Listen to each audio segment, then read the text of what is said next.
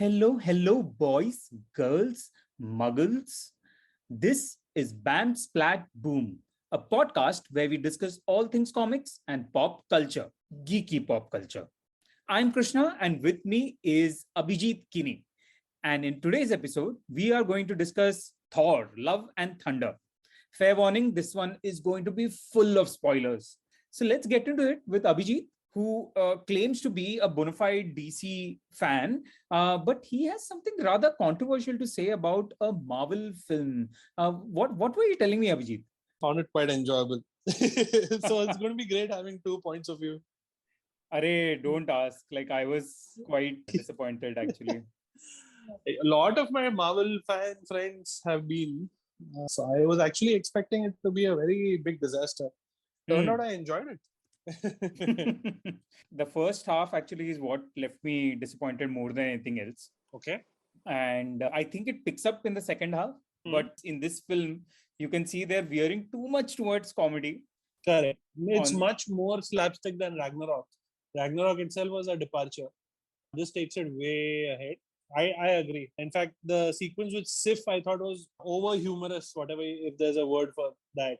I mean, it didn't require that much of a joke about it. She's lost her arm and she thinks she's about to die, but then he's like, your arm must be in Valhalla. So I agree. Even the Zeus sequence, But it looked so promising in the promo. I was so disappointed finally when it happened. Yes. Way it took place. I think I know what you mean. But overall, as a movie, and if I'm watching it without any prior, there's nothing that I need to carry a baggage of. It's an enjoyable movie. The Jane Foster angle was okay. I mean, to me, the biggest disappointment was Christian Bale and the lack of any other development therein. I think he was pretty one-dimensional, according to me. Only the last that obviously villains turn. They redeem themselves somewhere, I guess. Apart from that, I think as the humor goes, the characters go, and Chris Hemsworth has come across as a complete idiot. Thor has now turned into a complete cartoon figure. But I'm okay with that. But it is in line with the way Thor is in the original Norse mythology. Thor is not supposed to be... He's supposed to be a mighty god, but he's not supposed to be the wise god. In fact, Loki is far more wiser and smarter than Thor. Thor is more to do with his goodness and his strength. Sure. That's what I kind of remember. I've read Norse mythology. Neil Gaiman has written a book called Norse mythology. I know. I've not read it. It's a good read. It's a nice read. And then, of course, there is Rick Riordan, who has the Magnus Chase series, and in one of the books he describes Thor. But I think Taika Waititi just went a little overboard this time around. Ragnarok was great as a departure, but this went way ahead into that slapstick humor. But again, I enjoyed it as a movie. You enjoy some good fights, you enjoy some funny sequences. The post credits, well, it was okay. I wasn't a fan of either. There were two. Second disappointing post-credit, after Doctor Strange.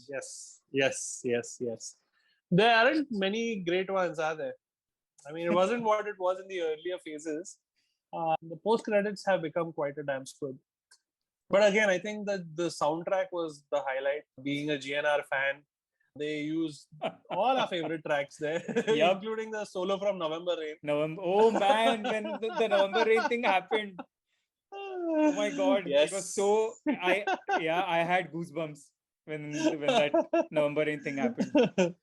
It kind of reminded me of the Shazam bit.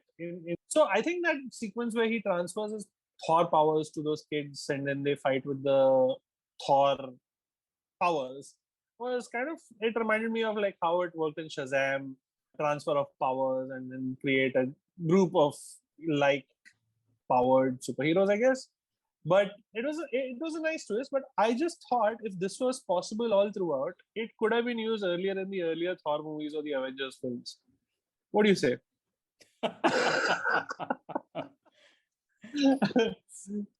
Thor is again a vain god, right? He knows he's handsome, and things like that. So for him to do what he's done, it requires him to be that desperate as well.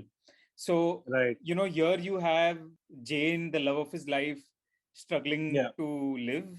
This Yes. guy is about to meet eternity, Right. and he has no choice. And you have shadow monsters. The kids themselves are in danger. And I think Right. that's the last card he has, right? And he has no Jane. And Right. right. So I think they've kind of explained it.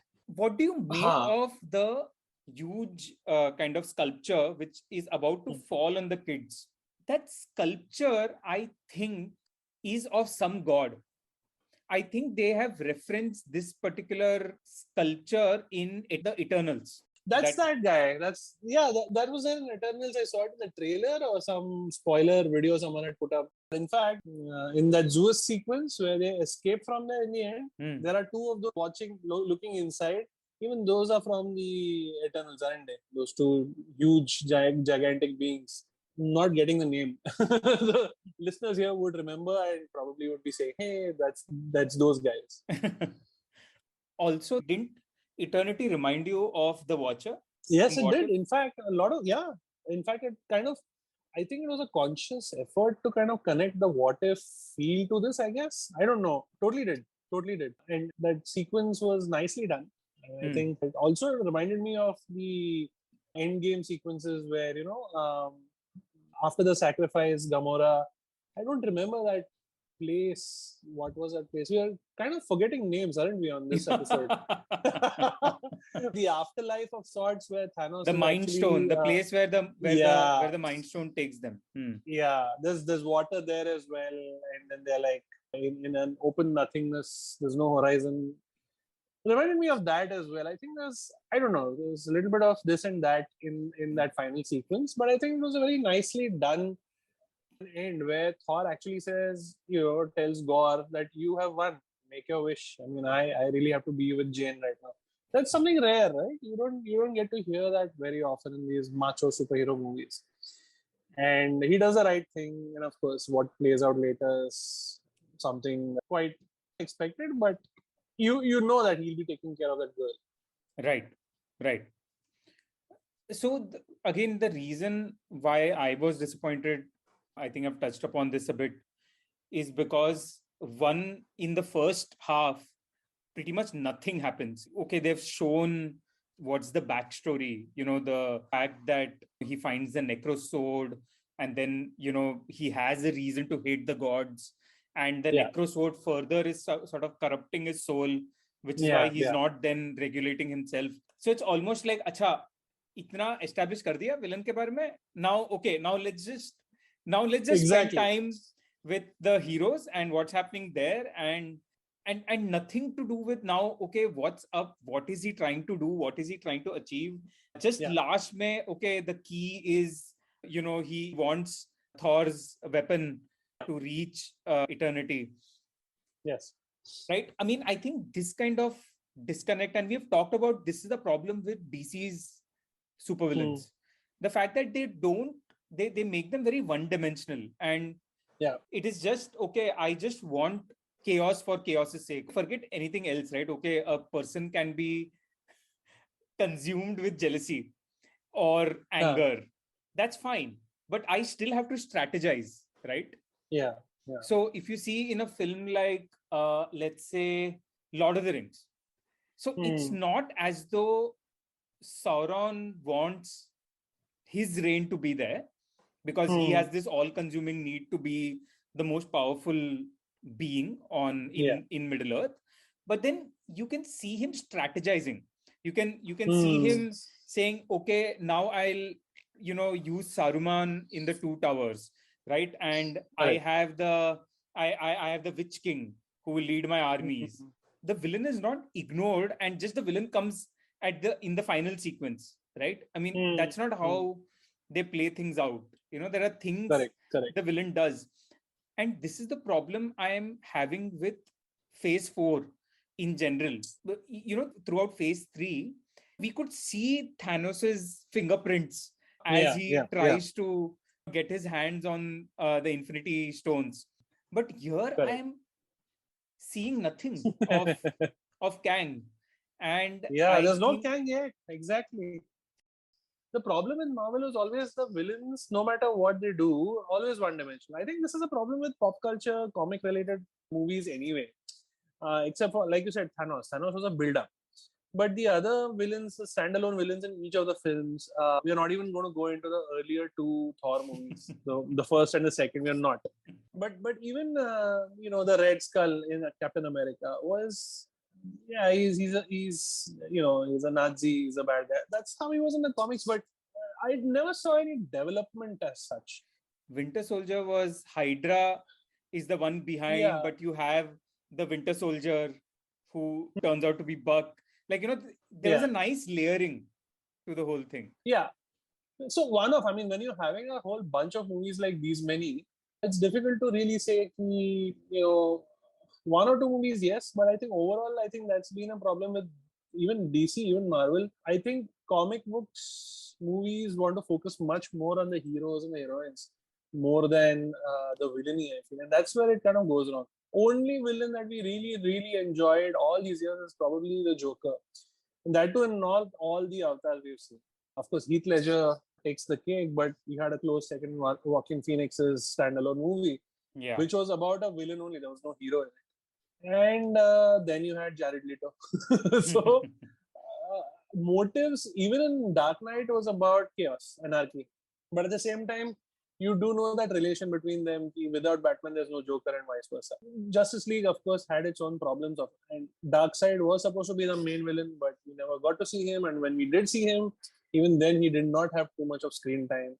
So I think villains have always been a weak point, no matter what. And even in Ragnarok, Hela was supposed to be like the main baddie, but that's it, right? She appears, she's defeated, she's gone.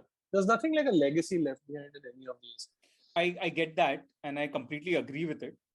But it's worth sort of examining that why did Ragnarok not feel as disappointing as Love and Thunder? I understand if you have 90 minutes of runtime, and if I'm writing the story, it's not that as though I don't know what the backstory of the villain is, but it's just that I don't have the time to get into it. Because if I dedicate time there, then that means I can't dedicate time developing the heroes' relationships. Exactly. So that's fair enough. But the reason why Ragnarok still worked was first there is Hela who comes and shocks you because she breaks Thor's hammer. So that is the first thing. I'm like, oh fuck, I mean, what's happening? Then Thor goes into this exile mode and he comes up to another villain. He's not really the main villain of the story, but he is like one of the smaller hurdles that the hero has to get over. Then we come to Hela in the final showdown, and it's not just Hela. She releases Fenrir, right? Fenrir, the wolf. Fenrir, and then the monster is unleashed. Surtur, Surtur, right? Again, what's with names in this episode? This episode is brought to you by Memory Pills. Memory Pills. So, but there was a price that we paid in terms of Asgard itself getting blown up, and then Thor using that, right, to defeat Hela. So I think there is a certain ingenuity with which the hero is defeating the villain. Those things matter. Those ups and downs. Like, I know they tried to do that with Zeus in this, but how long does Zeus last? I mean, it's what, a 10-minute sequence? And that too was supposed to be very funny, enjoyable, yes, but did nothing for the character. Yeah. Except for, again, in the post-credit scene where you know what, he survived, and then now there's, spoiler alert, Hercules, who's going to be unleashed on Thor next. So that's the reason why it is disappointing. And what you mentioned, such a waste of Bale.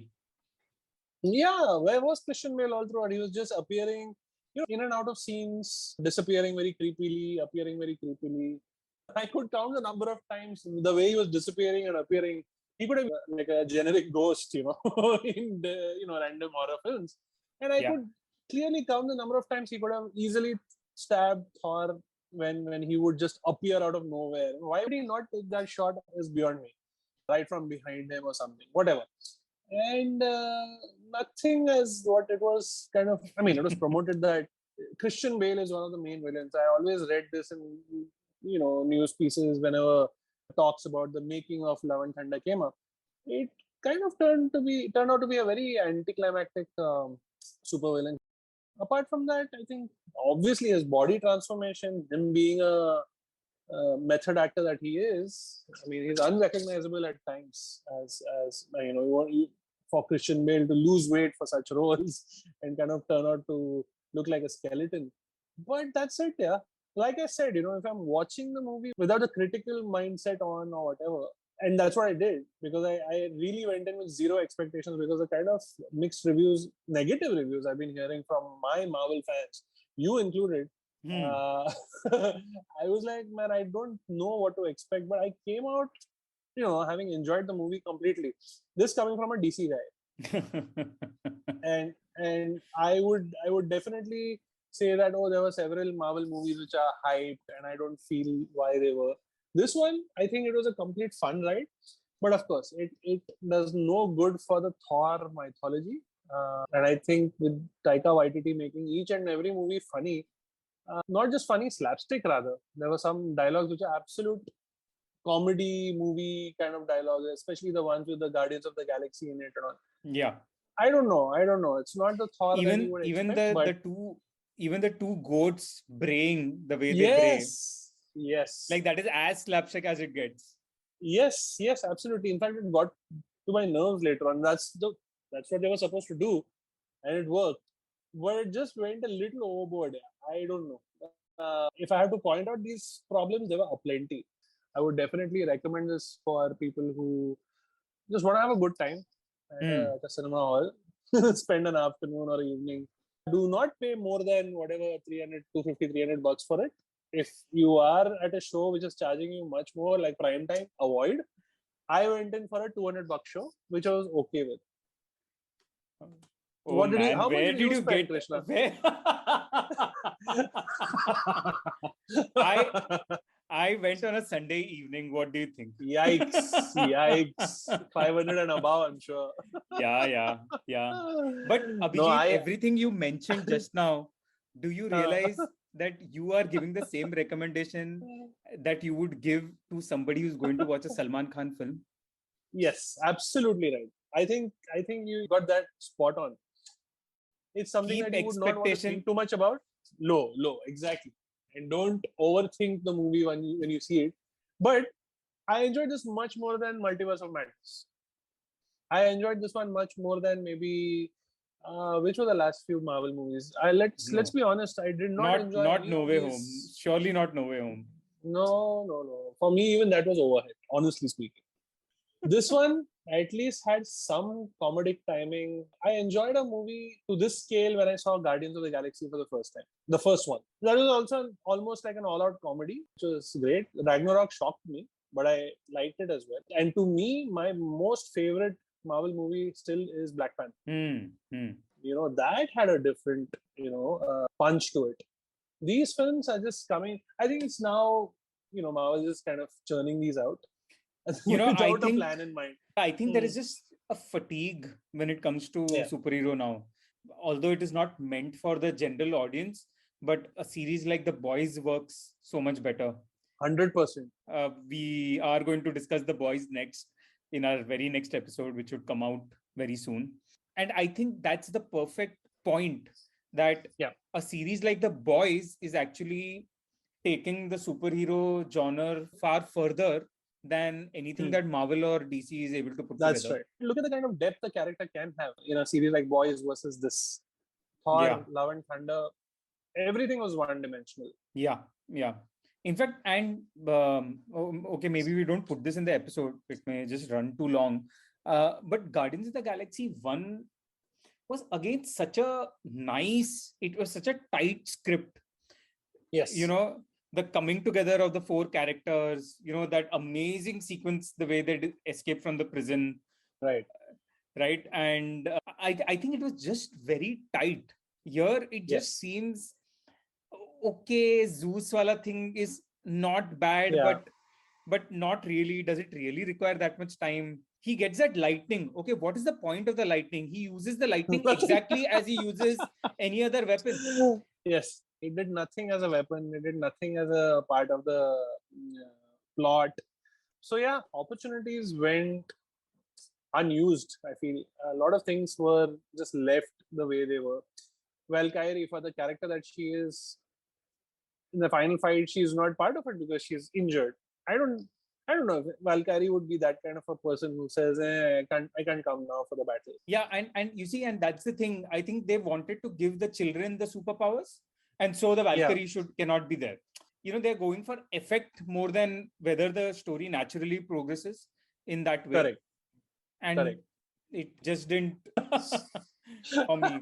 I will. It may not be as bad as maybe Iron Man 2, but it is close. Hmm. No, for me, three was the pits for Iron Man. I would take 2/3 any day. Okay, very, very difficult to.